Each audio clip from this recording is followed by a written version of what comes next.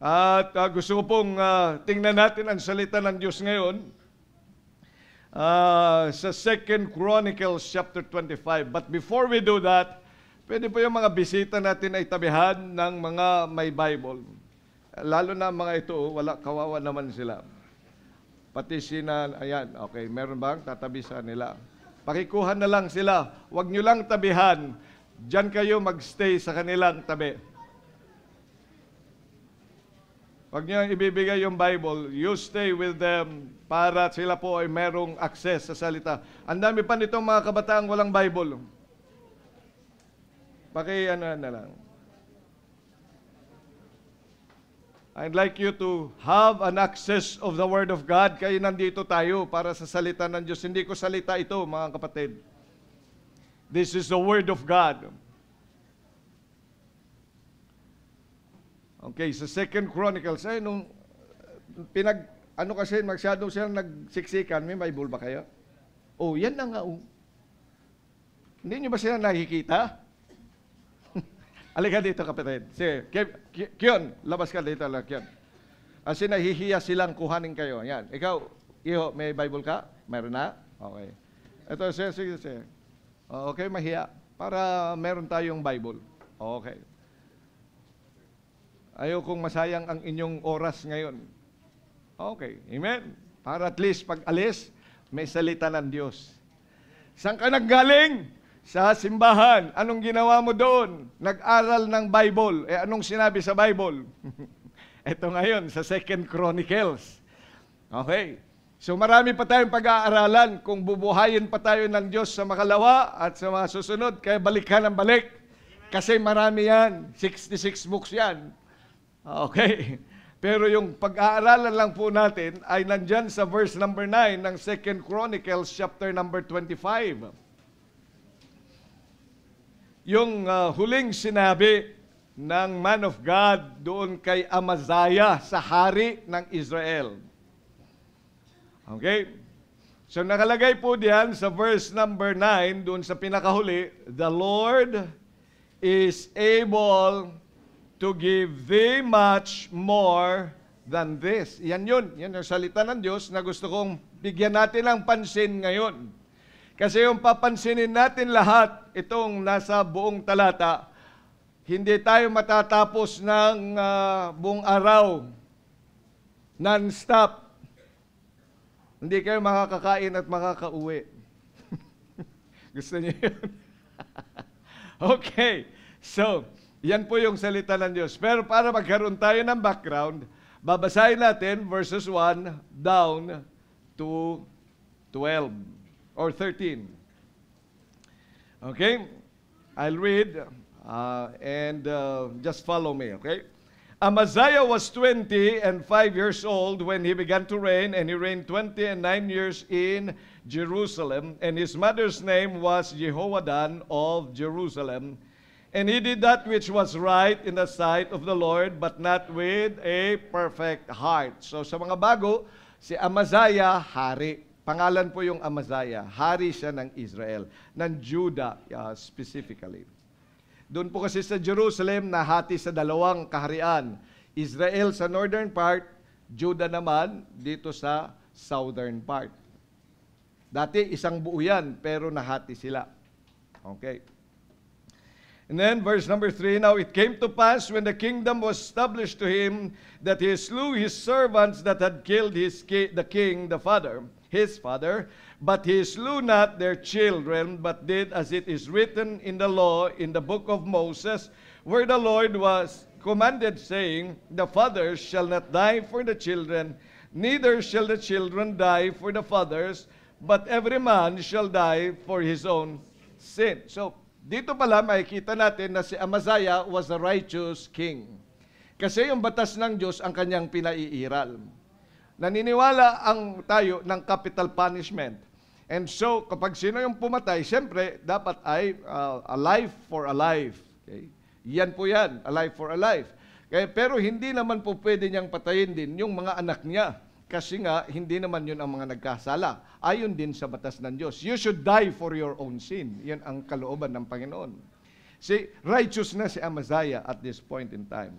Okay? And then verse number 5, moreover, Amaziah gathered Judah together and made them captains over thousands and captains over hundreds, according to the houses of their fathers throughout all Judah and Benjamin. And he numbered them from 20 years old and above, and found them there 300,000 choice men able to go forth to war, that would handle spear and shield. He hired also 100,000 mighty men of valor out of Israel for 100 talents of silver. So yan, makikita na natin na he is preparing himself. He also is a king indeed. Kasi hari, kailangan idepensahan niya yung kanyang kaharian. And so he has a good number of soldiers. Pagkatapos, ay ang plano pa niya para lalong tumatag dahil lalaban sila ngayon sa mga Edomites, kailangan pinila ng backup. At ang kanyang hiniling ay yung kalabang, ay yung isa pang kaharian, yung Israel. Nga, sinasabi niya, yung, although they are the same, dati magkapareho sila ng bansa, pero nahati na nga, galit ang Diyos sa Israel, doon sa Northern Kingdom. Pero sa mahal ng Panginoon yung sa Judah because they are following Him. Okay. Pero sabi ni Amaziah, hindi na bali. Kukuha pa rin ako ng tulong, babayaran ko sila. Wow. Okay. Maganda naman yun, ano, sa tingin niyo. Magandang plano, di ba? Pampalakas ng puwersa, baka manalo. Okay. Yan ang kanyang plano. Pero verse number 7, tingnan natin, sabi niyan, but there came a man of God to him, saying, O king, let not the army of Israel go with thee, for the Lord is not with Israel, to wit, with all the children of Ephraim. But if thou wilt go, do it. Be strong for the battle. God shall make thee fall before the enemy, for God hath power to help and to cast down. Andito na yung kontrapelo. Yung man of God who spoke said, alam mo, Amaziah, hindi tama na isama mo ang Israel sa pakikipagbaka dahil wala ang Diyos sa kanila. Galit ang Diyos diyan. Ngayon, kung gusto mo may pagbaka, you have your own battle. You go down yourself. Ikaw lang. Sapagkat ang sabi niya, if you go, be strong for the battle, God shall make thee fall before the enemy, for God hath power to help. You see, ang sabi niya, sige, kung yan, tutuluyan mo yung plano mong yan, go! Pero tandaan mo, you shall fall before the enemy. Kasi nga, ang Diyos, siya ang tumutulong. For God hath power to help and to cast down. Verse number 9. And Amaziah said to the man of God, but what shall we do for the 100 talents which I have given to the army of Israel? And the man of God answered, the Lord is able to give them much more than this.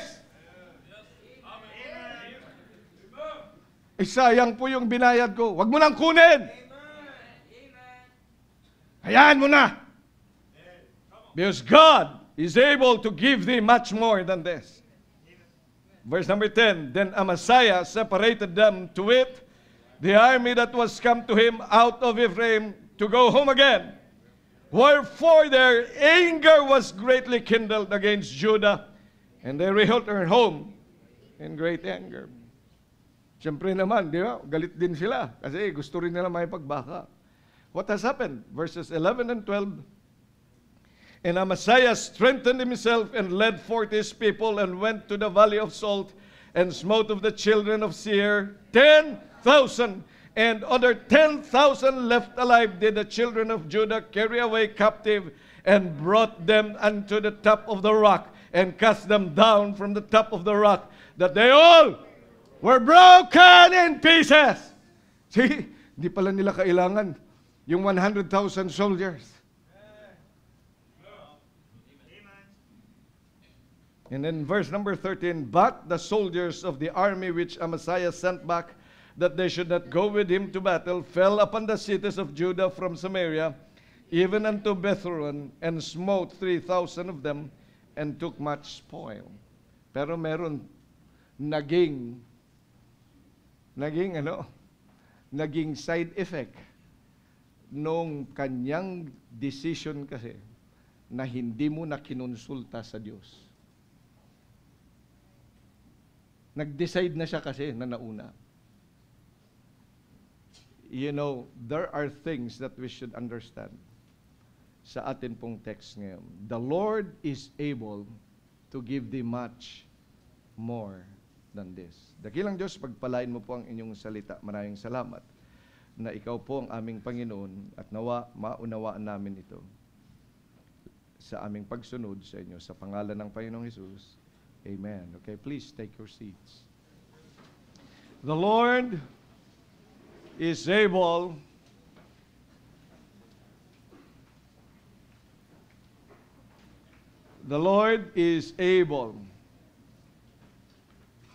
to give thee much more than this. So, makikita natin kagyat ang katotohanan ng ating binibigyang pangsinsalita ng Diyos ngayon ay ang pagsunod natin sa Panginoon.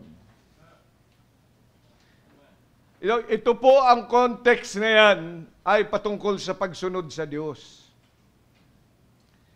See, Amaziah was planning everything on his own accord para sa kanyang bansa without consulting the man of God.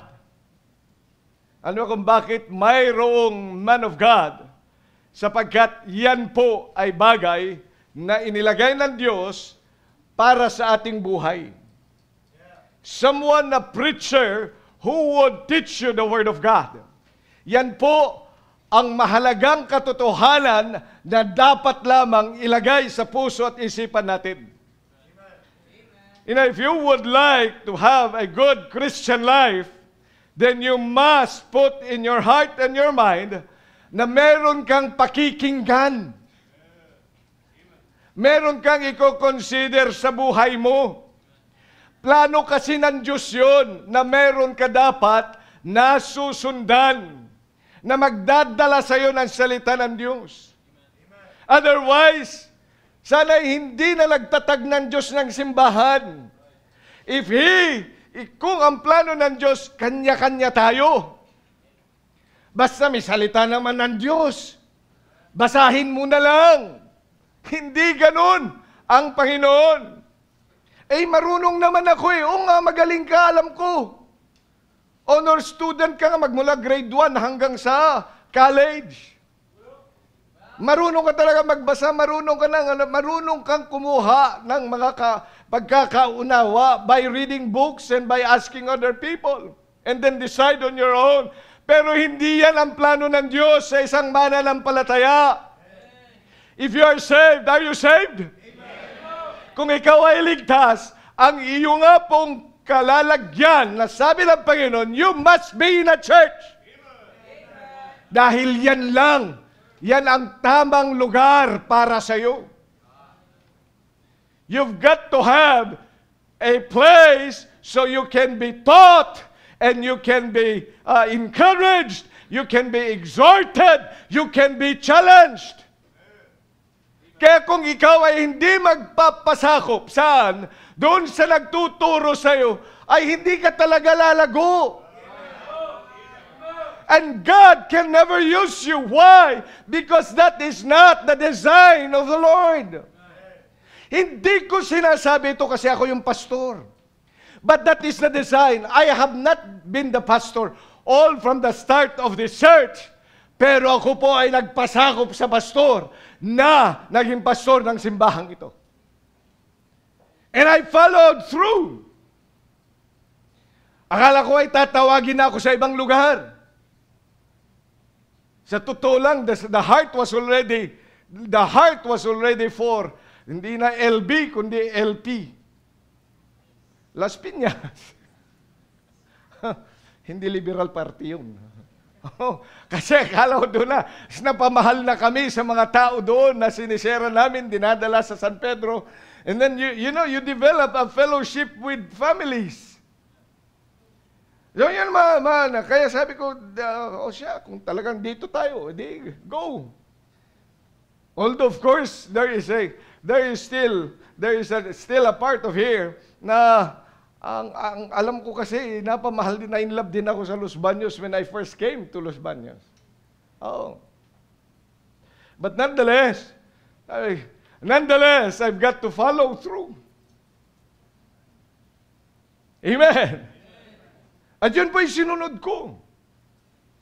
Kaya ako nagamit ng Diyos. There were times nung lumalaban ka na, ay talagang hindi ako magagamit kahit kailan.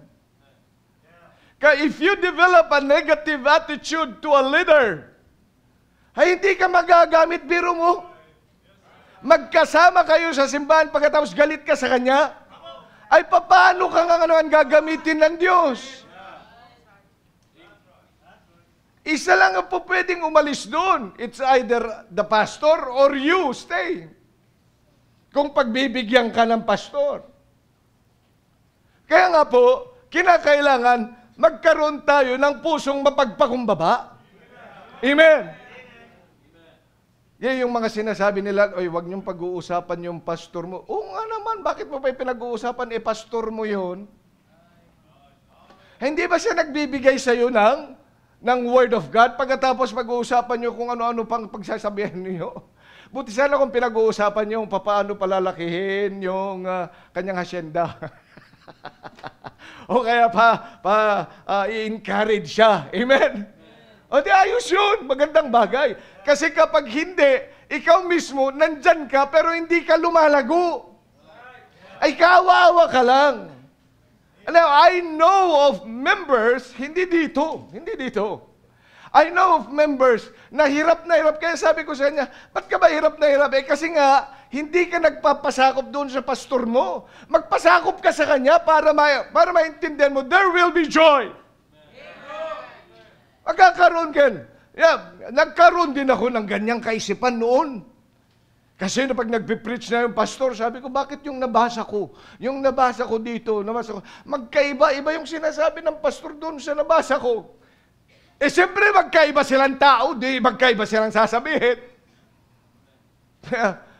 I decided, now I know that this church is a church of the Lord, mag-aaral ako sa pulpito ng aking pastor. And so, iniwan ko yung libro. Yung libro naman kasing yun, hindi naman ako pinagpipray. Hindi naman ako pinagpipray ng librong yun eh. Yung libro ni Spurgeon, yung libro ni ganito, ni ganyan. Mga libro ng mga men of God. Hindi naman ako pinagpipray noon. Ang nagpipray sa akin, yung pastor ko. Yung nagtuturo sa akin, ay yung pastor. Nagbumibisita sa akin, yung pastor ko. Bakit? Ba't ko naman sila pakikinggan? Kung ayaw ko na doon sa pastor ko, magpapaalam na ako ng maayos at pupunta ako doon sa mga libro ko. Di ba? Doon ako magpapastor. Ngayon, kung anong turo niya paano maglingkod, kayo na rin ang gagawin ko. Kasi para magamit ako. But I decided to stay and learn from the pulpit. Because that is the special, ang simbahan, mga kapatid, yan ang tamang lugar para sa isang mananampalataya. Para makapaglingkod ka. Amen? Because God gave, you see, tingnan nyo sa Ephesians chapter number 4. Ephesians chapter number 4.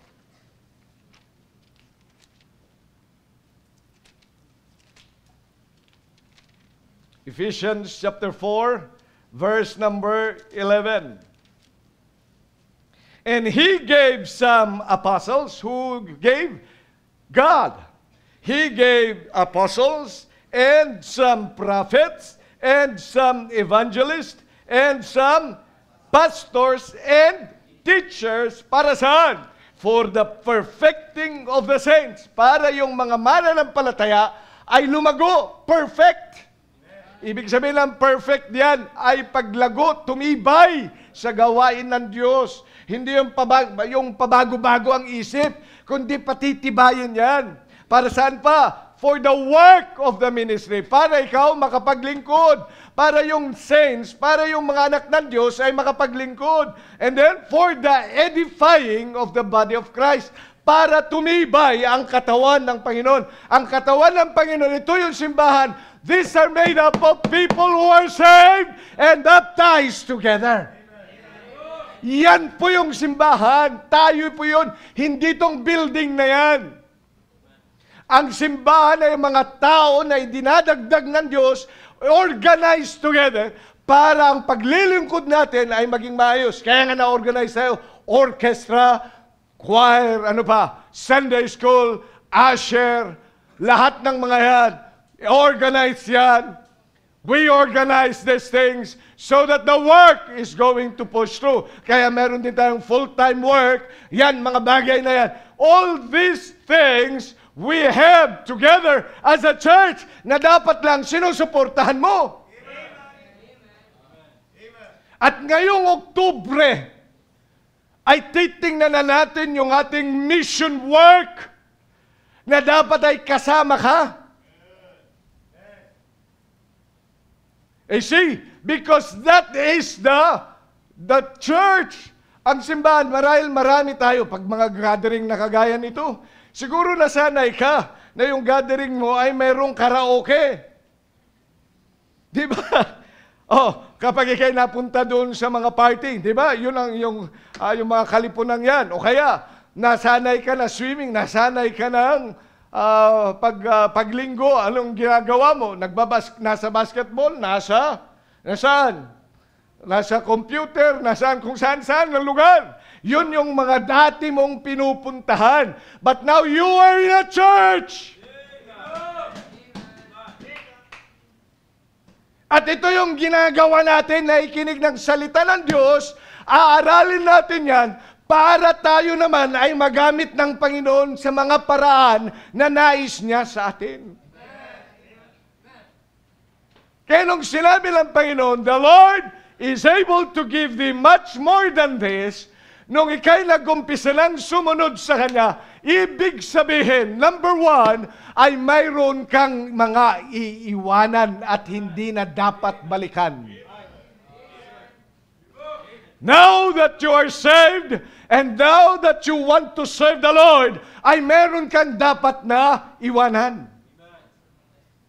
Kasi nung sinabi na, the Lord is able, kasi siya ngayon, naisip niya, ang mahal nung binigay ko, ilang talents yun? 100 talents. Alam niyo, ibig sabihin na 100 talents? Sa pesos, 1 talent is about 75,000 pesos. Ilan yun?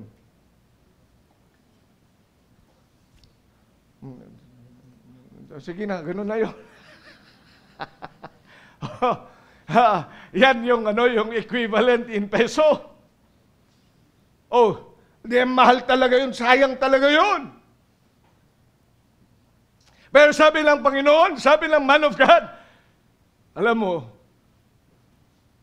pwede pang magbigay ng siya. Alam mo, kapag kasama ko kasi yan, galit ang Diyos dyan. Tsaka yung 100,000 na mga sundalo, gasino na lang yan sa Diyos. Ba't ba aasahan mo yung mga kaaway ng Diyos? Huwag mong asahan ng kaaway ng Diyos. Pag inaasahan mo ang kaaway ng Diyos, sisirain niya yung gawain. Dahil ang kaaway ng Diyos, naninira yan. Biro mo kasama mo, kaaway ng Diyos. Samantalang ito ay gawain ng Diyos. Ay di sisirain nga. Sabi lang man of God, no! There are things, when you follow the Word, there are really things na dapat mo lang iwanan.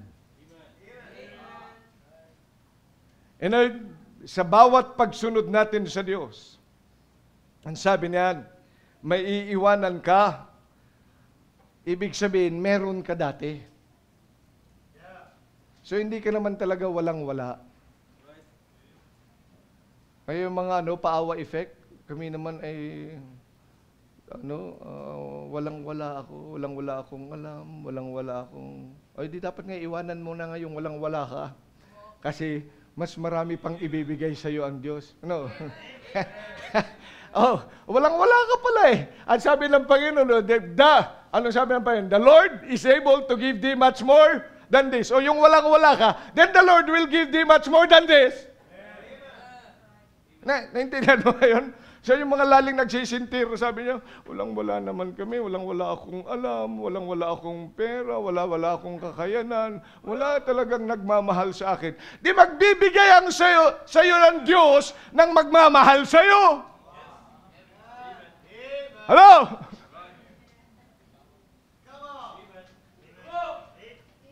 Ay di iwanan mo na yun kasi siya magbibigay. Ayaw mo kasing iwanan yung walang-wala ka eh. Gusto mo tangan-tangan mo pa rin yung walang-wala ka. Magsisilbi ka sa kanila, walang-wala talaga akong talent sa pagkanta. Walang-wala talaga akong talent sa pagtugtog. Walang-wala talaga akong hanggang ngayon, dala-dala mo, talagang walang-wala nga. Iwanan mo na yan para pupunuin ng Diyos. Yung iba naman, sa kabilang banda, walang-wala. Yung sa kabilang naman, yung ang dami-dami namang mawawala sa akin. Ay, paano? Ang dami namang mawawala sa akin. Mawawala sa akin yung profession ko. Mawawala sa akin ito. Mawawala sa akin yan. Ang daming mawawala sa akin. Pakinig ka maigi sa akin. Ang sabi ng Panginoon, yung mga mawawalang yan sa'yo, God is able to give them much more than this. And I'm talking of experience. Akala ko nga rin pambihira. Hindi na ako magtatrabaho. Paano pa ako makakapagbigay? Ang daming bigayan sa simbahan. Ay, napansin ko na yung aking pagbibigay sa Panginoon nung magmula nung ako'y nag-full-time, mas marami pa akong naibigay kesa nung ako'y may trabaho pa. Kung pagbibigay din lang naman ang sasabihin natin. Kaya nga, bilang mga anak ng Diyos, mas marami pang ibibigay ng Panginoon, able to give thee much more sa mga iiwanan mo. Ang dami mong iiwanang kaibigan kasi nga yung kaibigan na yan, walang ginawa sa'yo. Kundi ikaw ay dalhin sa kapahamakan. Iiwanan mo sila. Maraming salamat nung iniwan ko yung mga kaibigan ko. Binigyan ako ng mas maraming kaibigan ng Diyos. Dati nga yung mga kaibigan ko, nakakala ko mahal na mahal ako. Kasi nga may binibigay ako sa kanila. Kasi nagagawa ko assignment nila. Kasi nga mayroon silang hinihingi din sa akin na naibibigay ko. Kaya naikinig sila. Pero nung iniwan ko sila, nagbigay ng Panginoon na mas marami. Kaya nga ho, bilang mga anak ng Diyos, at sila ngayon, yung mga bago kong mga kakilala binigay ng Diyos, nagpe-pray pa para sa akin. Ay, yung mga kaibigan ko, hindi naman nagpe-pray yan para sa akin eh. Tinutulak lang ako sa kasalanan. Pagkatapos, hindi mo mai-give up yung kaibigan mo. Hindi mo mai-give up yung mga barkada mo. Hindi mo sila mai-give up. Dahil baka wala nang magmahal sa'yo. God can give thee much more than this. Merong iiwan ka. Alam niyo yan, ang tunay na pananampalataya, may iiwanan ka. Alam si Abraham, ang ama natin sa pananampalataya, nung tinawag siya ng Diyos at nag-umpisa na siyang sumunod, Abraham was a wealthy man. Abraham was a leader. Abraham was living in a country with his family, with his kindred, nandun mga relatives niya. Pero sabi ng Diyos, umalis ka diyan sa inyong tahanan and go to that city that I will show thee. at umalis yan.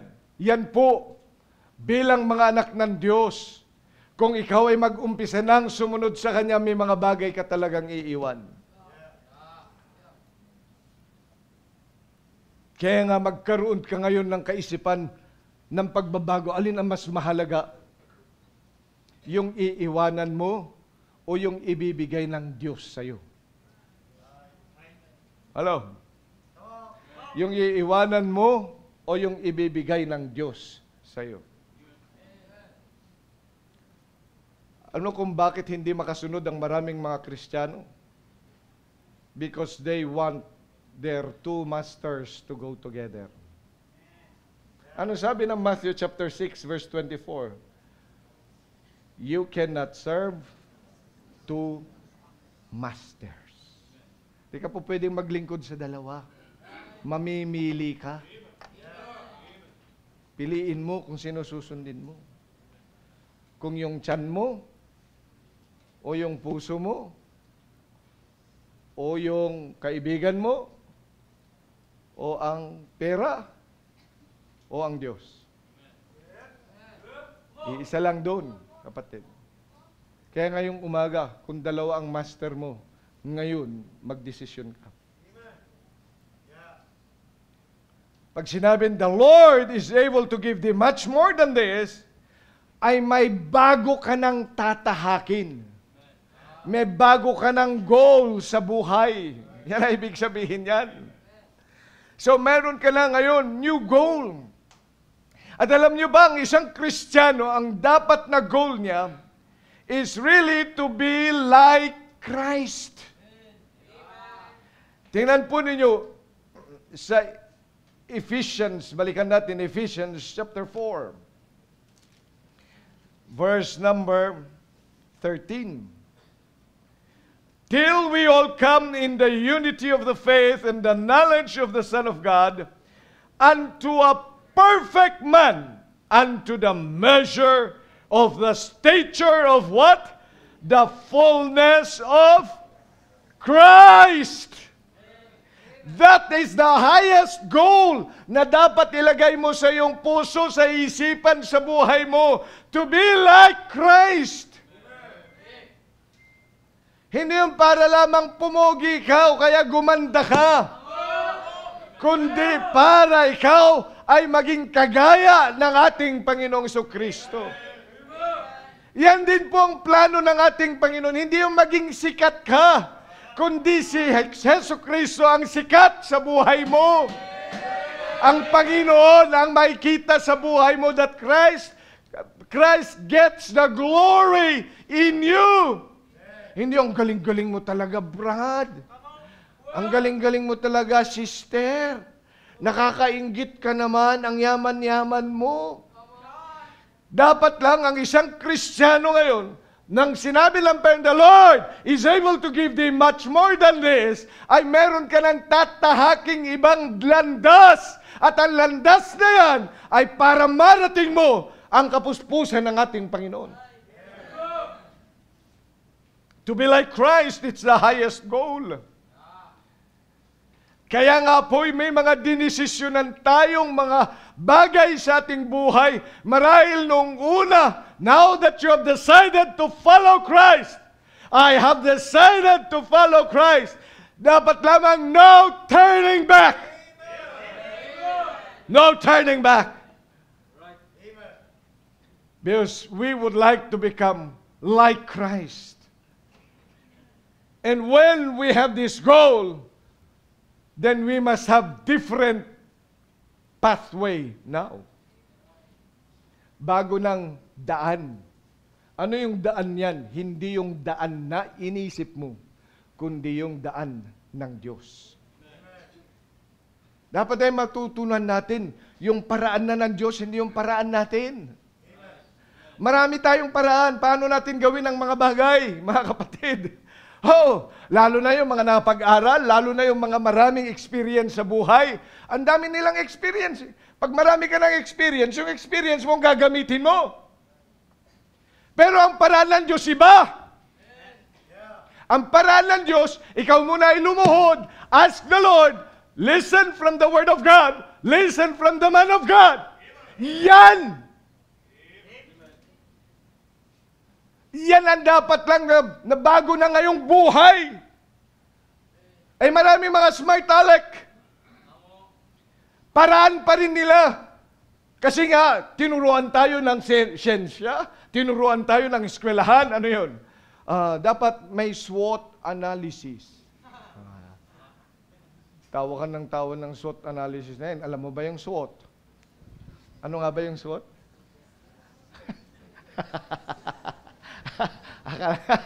Ano nga yung SWOT? Strength, weakness, opportunity, ano yung T?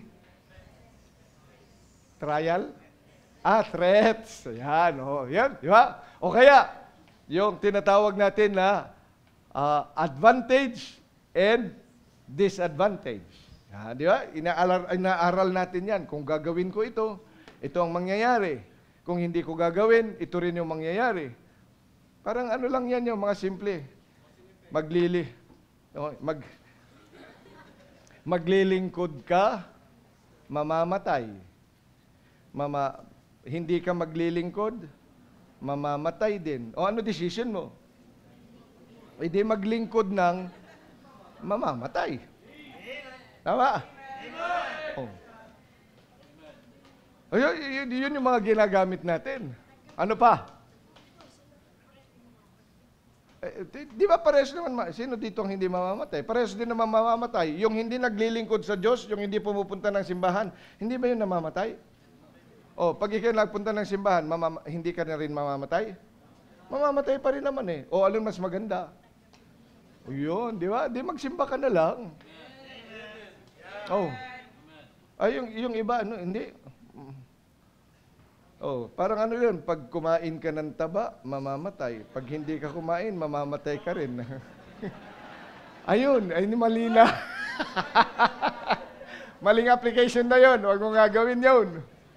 Okay? Pinagbawal na nga yun kasi ikamamatay mo, gagawin mo pa. No? Yan. Pero ito yung mga paraan natin sa buhay sa decision making. Pero may paraan ng Diyos, dapat inaalam mo yung paraan ng Diyos. Because God's ways are perfect. So, paano ba yung tamang paraan, Pastor? Seek the Lord. Dapat ang puso mo ay lagi lamang na humihingi sa Diyos, Panginoon, ito ba'y kalooban mo? Gagawin ko ito. Ito ang aking desisyonan sa buhay. Ito ba'y kalooban mo? Maging maliwanag sa akin, I must see it from your word. I must hear from the man of God. I must indeed be persuaded by you. Kaya hindi ka basta-basta nagdidesisyon sa buhay mo. Marami sa atin ang nagdesisyon sa ating buhay na walang Diyos, hindi consider ang Diyos. Kaya maraming mga pagsisisi sa atin. Maraming mga nagdesisyon dahil masama ang loob nila. Marami ang nagdesisyon kasi galit sila. Marami ang nagdesisyon kasi ang saya-saya nila. Kaya pagdating ng panahon, luhaan. Sasabihin, sayang. Ay paano nga nagdesisyon kang wala ang Diyos? Tingnan niyo ang nangyari dito. Nagdesisyon siya. Na itong gagawin niya, nagbayad na siya. O wala ang Diyos sa kanya. Kung tinuloy niya yun, sabi ng Panginoon, sila ay masisira. Mamamatay siya. Pero merong effect lagi yan sa mga maling decision sa buhay natin. Kaya hindi dahil binago mo na ngayon, ay hindi mo pa rin magkakaroon ng effect yung mga maling decision mo sa buhay dati. Hello? Meron pa rin yun. May tail pa rin yun. Pero bilang mga anak ng Diyos, dapat ngayon, kaya nga, kapag may nangyari pa, may mga aftermath ng iyong mga maling decision sa buhay mo, tuloy ka lang dahil may bago ka ng goal. Amen? Huwag kang maging kagaya nung isang kakilala ko. Alam niyo, nung nagbaptist ako, nalugi ako. Alam niyo, nung tumigil ako sa pagsisigarilyo, kasi sabi ng Bible, ang aking katawan ay sa Panginoon, di dapat hindi na sinisigarilyohan yan. Nung tumigil ako, nagkasakit naman ako sa emphysema. Sabi ko, Brad, alam mo kung bakit ka nagkasakit sa emphysema? Hindi dahil sa tumigil ka, kundi dahil meron na yan noon pa. Itinigil mo lang. Alam mo yung mga itinanim mo noon, aanihin mo pa rin. Pero ano ang lesson? Ano ang lesson doon? Ano ang katotohanan doon, kapatid? Naapektuhan ako sa mga batang kumanta ba? Ang aming balay ay, Tingnan niyo mga kapatid, ang lesson po doon, kahit na yung mga maling nating decision sa buhay natin noon, mararanasan pa rin natin yung epekto noon. Pero, nung sinabi ng Panginoon, the Lord is able to give thee much more than this.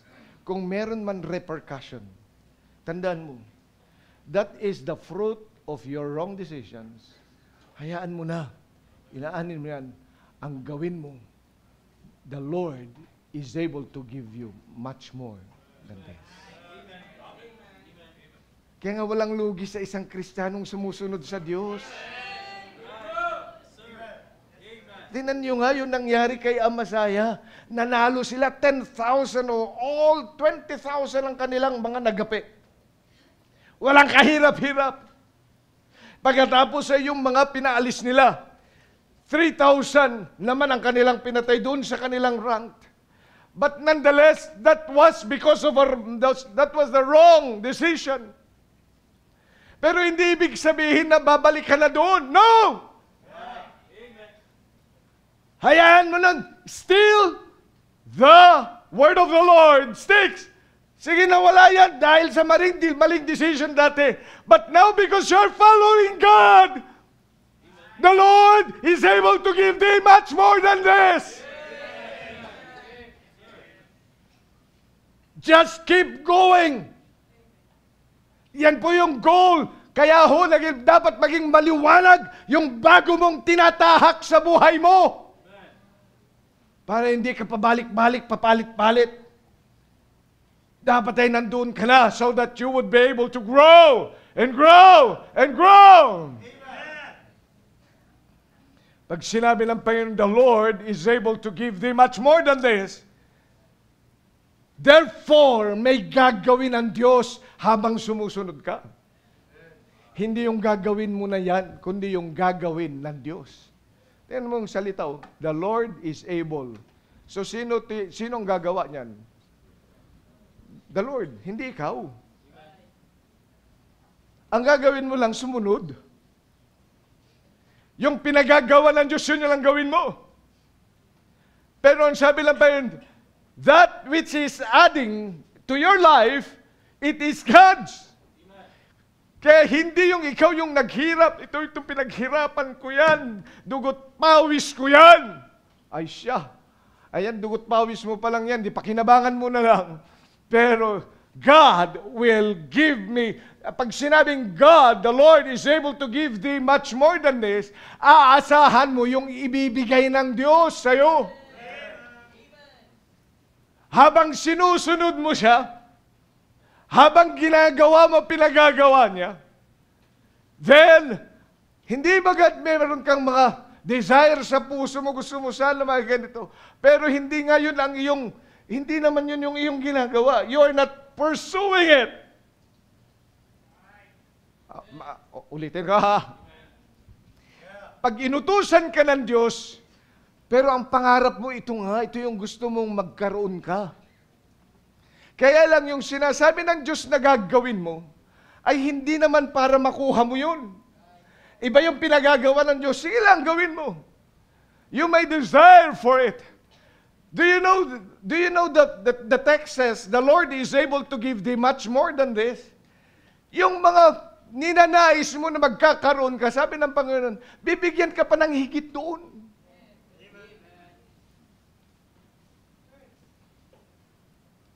At yun ang dapat isang Kristiyano maunawaan niya sa bagay na yan. na ang Diyos ay magbibigay habang ikay sumusunod sa kalooban ng Diyos. Treading the way to perfection in Him. Following His will in your life. Serving Him. Then, let God be God. Because He's a God of provision. Hindi ba, yun din ang turo niya sa Matthew chapter 6. Kahit yung mga hindi mo nga hinihingi, ibibigay niya. Dapat maranasan ng mga Kristiyano na nakikinig sa akin ngayon ang bagay na yan. Dapat ay sama-sama natin maranasan yan habang tayo ay gagawin natin, lalo na ngayong Oktubre, gagawin natin ang pagsasaayos ng ating pagmimisyon. Bilang anak ng Diyos ay dapat mayroon kang gawi, mayroon kang tulong, mayroon kang ginagawa sa larangan ng mission na binibigay sa atin ng Diyos. And then God will give much more than what you think you would have. Yun yung totoong may Diyos. So hindi na ikaw yung hindi na ikaw yung naghihirap dyan, kundi ang Panginoon. Basta sumunod lang. Alam niyo, pag tinatanong nga din si Dr. Ed dun saan, alam niyo yung sa San Pedro, di ba? Pastor, paano po na-build lahat ng mga ito? Sabi niya, hindi ko naman yan pinangarap. Ang sinabi lang ng Panginoon, mag-soul winning. Ang sinabi lang ng Diyos, mangatok ng bahay, mangaral ako ng salita ng Diyos. Ang sabi lang naman ng Panginoon, para doon, ituro lang ang salita.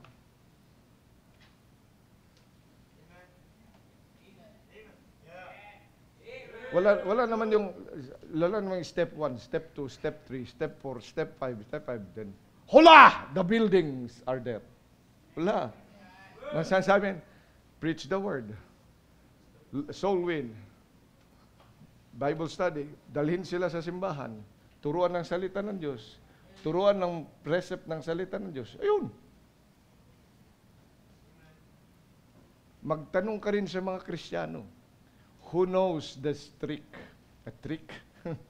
Who knows this truth? And they will tell you, I just follow the Lord. And He blessed my work. Diba yun nga sabi niya sa Joshua? Tingnan natin. Joshua chapter 1, verse number 8. Joshua chapter 1, verse number 8. This book of the law shall not depart out of thy mouth, but thou shalt meditate therein day and night, that thou mayest observe to do according to all that is written therein. For then thou shalt make thy way prosperous, and then thou shalt have good. Sinunod lang yan. Dapat maranasan natin. That's why it takes faith of the Word to let God be God. And it takes hope in His working in us. Yung aasa ka sa Kanyang gagawin sa buhay mo. At kapag may mga panahon sa buhay mo na parang hindi mo nakikita yung mga bunga niyan, just keep on. Because that is indeed what He wants us. He is pleased with faith. Patuloy lang maglingkod sa Kanya at gawin ang tama. Amen. Shall we all stand up, please? Tayo manalangin. Dakilang Diyos, maraming salamat po sa pagkakataon pinagkaloob mo po sa amin para aming pagnilay-nilayan ang inyong salita. Ikaw nga po, Panginoon, mangunguna na maunawa namin na may mga bagay na maaari namin talagang iwanan. At ganoon din po na may bago na dapat kaming tatahakin sa aming buhay. At ganoon din po ay may mga aasahan na po kami sa aming buhay na ikaw lang, Panginoon, ang gagawa without our efforts. Because you are our God. who is a God of provision. Pagpalain mo po, Panginoon, ang invitation ngayong umaga sa pangalan ng Panginoong Hesukristo. Amen. Habang nakapikit ang inyong mga mata at nakatungo ang inyong mga ulo, at tinutugtog ang awiting paanyayam, sa mga bisita po namin, may lalapit po sa inyo na mga members ng church, sasamahan po kayo. May pag-usap po sa inyo. Sama lang po kayo sana.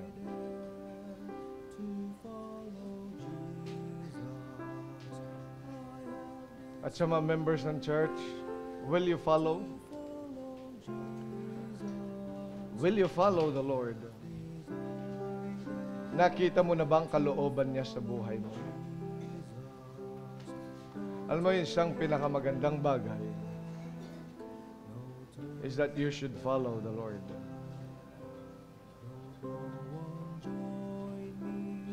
Alam mo, may mga bagay ka talagang i-give up. Pero sabi nga ng Panginoon, huwag ka mag-alala, the Lord is able to give thee much more than this. Marami kang iiwanan, may iiwanan ka at iiwanan. Hayaan mo lang yun, iwanan mo na yun. Sino po dito ang magtatas ng kamay? Pastor, please pray for me. Alam ko, may pinagagawa sa akin ng Diyos. As a member of this church, I know. Pero may mga iiwanan talaga ako. Alam ko mahihirapan ako, but Pastor, please pray for me. Yes, nakita. Will you raise your hand? Yes, nakikita ko yun. Yes, amen. Amen. Amen. Pastor, ngayon ko nakita na yun pala yung goal. Pag-pray mo nga po na yun ang maging highest goal ko, na maging kagaya ng aking Panginoon. That will be my prayer. Na yun ang pangunahin sa buhay ko. Ngayon ko ang nakita talaga. Will you raise your hand? Pastor, please pray for me. Amen. Amen. Please pray for me. Yan po yung aking panalangin din. Praise the Lord. Pastor, I want really God to do something else. Yung bang hindi ako, ngayon ko lang naunawaan din yun na siya magbibigay, hindi yung dahil sa nagsikap ako para doon. Pero gusto kong maranasan rin na habang sinusunod ko siya, ay pinagpapala ko ng Diyos, binibigay niya yung desire ng puso ko, yung mga nais ko. Na kahit hindi naman yun yung aking tinatrabaho pala, pero tinatrabaho ko yung kalooban mo. Gusto ko rin pong maranasan yan. Is there anyone? Please pray for me na ganun din po maranasan. Amen. Amen. Amen. Praise the Lord. Habang tinutugtog ang awiting panyaya, lahat ng mga nagtaas ng kamay, I'd like you to come to the altar and talk it out with the Lord, and then I'll pray for you. At ipapanalangin ka ng simbahan, you come and talk it out with the Lord. May mga bagay sa ating buhay.